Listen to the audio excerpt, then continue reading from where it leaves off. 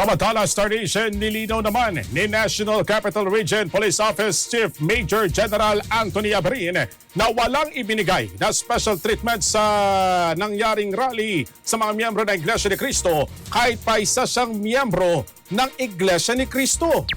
Gayunpaman, iginit niya na susunod pa rin siya sa saligang batas at sa mga kinaukulang otoridad ang pulisya. Nagulat naman ang mga otoridad sa biglang pagtipon ng mga relista sa EDSA nitong Martes na madaling araw kung saan walang naunang permit ang isinagawang kilos protesta.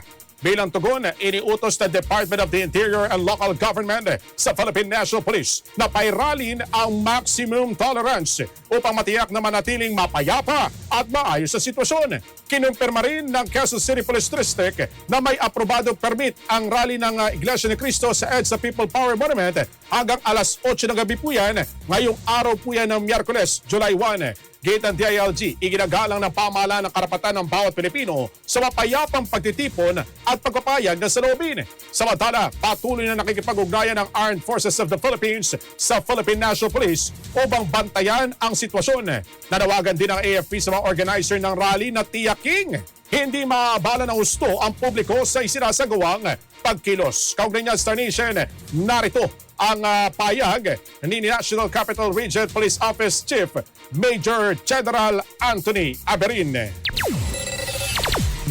Anong special treatment? We effected the arrest and of course, nagpatupad tayo ng mga